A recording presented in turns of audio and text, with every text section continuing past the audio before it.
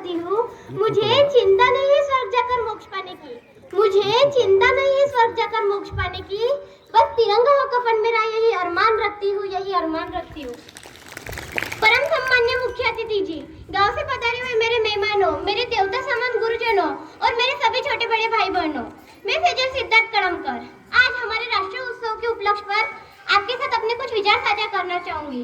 तो मुझे आज खुल के बोलना है और आप सभी को मुझे समझ कर सुनना है, आप सभी को मुझे समझ कर सुनना है। तो मैं नहीं मानती कि राष्ट्रगान के 52 सेकंड खड़े होकर गाना या वंदे मातरम भारत माता की जय के जोरों शोरों से नारे लगाना यही देशभक्ति होती है। क्योंकि महोदय ये वो सदी है जहाँ नीति, नियम और नैतिकता जैसे मूल्यों की धज्जियां उड़ाते लोग मुझे नजर आते हैं। ये वो सदी है जहाँ सत्य, अहिंसा, सदाचार, सादगी और सही जैसे मूल्यों की कौड़ी के भाव में बेचते लोग मुझे नजर आते हैं। और महोदय ये वो सदी है जहाँ घर में दो सगे भाई भी शांति, अमन और चैन के साथ बड़ी मुश्किल के साथ जीते नजर आते हैं, बड़ी मुश्किल के साथ जीते नजर आते हैं। और जिस देश का युवा फेसबुक, व्हाट्सएप, इंस्टाग्राम जैसे सोशल नेटवर्किंग साइट्स पर डेटिंग, चैटिंग और फ्लर्टिंग के माया जाल में फंसे नजर आते हैं, तो मैं इन युवाओं को कहना चाहूंगी कि अरे ओ मुद्रा में सोने वाले लोग, अभी भी वक्त है, तुम जाग जाओ। अरे ओ मुद्रा में सोने वाले लोग, अभी भी वक्त है, तुम जाग जाओ। इससे पहले कि तुम्हारी ये नींद गई, ये राष्ट्र कोई नाले डूबे। इससे पहले कि तुम्हारी ये नींद गई, राष्ट्र कोई नाले डूबे। इस वतन को खतरा न हिंदुओं से है न मुसलमानों से है। अजी इस मुल्क को खतरा न हिंदुओं से है न मुसलमानों से है। अजी इस मुल्क को तकलीफ है ना तो सिर्फ बेईमानों और गद्दारों से, सिर्फ बेईमानों और गद्दारों से। और एक सैनिक बनके सेना में जाना देशभक्ति नहीं होती। एक सैनिक बनके सेना में जाना देशभक्ति नहीं होती। आजादी की पहले बात कुछ और थी और आज बात कुछ और है। आजादी के पहले बात कुछ और थी और आज बात कुछ और है। तब रानी लक्ष्मीबाई से लेकर शहीद भगत सिंह तक, चंद्रशेखर आजाद से लेकर महात्मा गांधी तक, इन्हें हम देशभक्त कहते थे। लेकिन आज मैं देशभक्त कहूँ तो किसे कहूँ? आज मैं देशभक्त कहूँ तो किसे कहूँ? अपने परिवार, समाज और राष्ट्र के प्रति समर्पण का भाव है ये देशभक्ति। और हर देशद्रोही के जीवन में आने वाला तूफान है हमारी सच्ची देशभक्ति।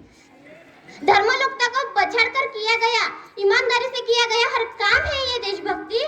एक गरीब, बीमार और बुजुर्ग को दवाई दी जाए तो वो है देशभक्ति।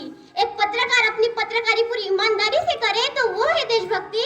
एक शिक्षक पैसों के लिए नहीं बल्कि विद्यार्थियों को आगे बढ़ाने के उद्देश्य से पढ़ाए तो वो है देशभक्ति। तो वो है देशभक्ति। और इस वतन के युवा इस वतन की रक्षा के खातिर दूसरों को मारने के लिए नहीं, पहले खुद मरने के लिए तैयार हो तो वो है देशभक्ति। तो वो है देशभक्ति। और अगर मैं आज बात महिलाओं की करूँ तो महिलाओं को आज आरक्षित नहीं, संरक्षित करने की जरूरत है। तो मैं नारी शक्ति के लिए कुछ पंक्ति अदा करना चाहूंगी कि इस वतन के रक्षा का हम लड़कियों को भी हक है। इस वतन के रक्षा का हम लड़कियों को भी हक है। इतिहास की किताबें उठाकर देख लो जिनको भी हमारी काबिलियत पर शक है, जिनको भी हमारी काबिलियत पर शक है। किसी के लिए खुशियाँ लेकर आई हूँ तो किसी के लिए काली परछाई हूँ। किसी के लिए खुशियाँ लेकर आई हूँ तो किसी के लिए काली परछाई हूँ। मैं भी इस वतन के खातिर कंधा से कंधा मिलाने आई हूँ। मैं भी इस वतन के खातिर कंधा से कंधा मिलाने आई हूँ। और भारत माँ की बेटी में तैयार हूँ सड़क पर जाकर सीने पर गोली खाने को। और भारत माँ की बेटी में तैयार हूँ सड़क पर जाकर सीने पर गोली खाने को। एक बेटी बहन बनकर हर गम को छुपाना आता है। एक बेटी बहन बनकर हर गम को छुपाना आता है। और रसोई में सिर्फ बेलन ही नहीं साहब, मुझे इस वतन के रक्षा के खातिर हथियार उठाना भी आता है, हथियार उठाना भी आता है। और भूल मत करना सिर्फ पापा की परी समझने की, भूल मत करना सिर्फ पापा की परी समझने की।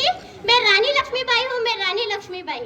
राष्ट्र निर्माण तब संभव होगा जब एक गरीब की झोपड़ी को बदलकर उसका अपना एक घर होगा।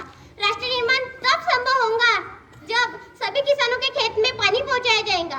राष्ट्र निर्माण तब संभव होगा जब जात, राजपूत हमारी सोच से मिटाया जाएगा।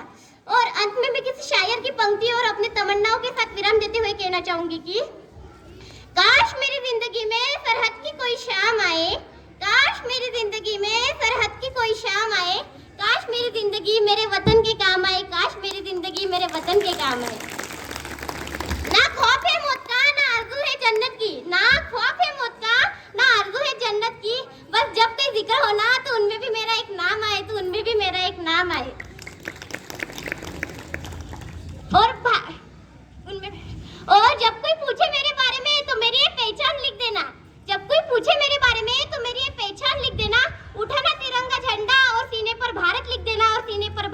देना।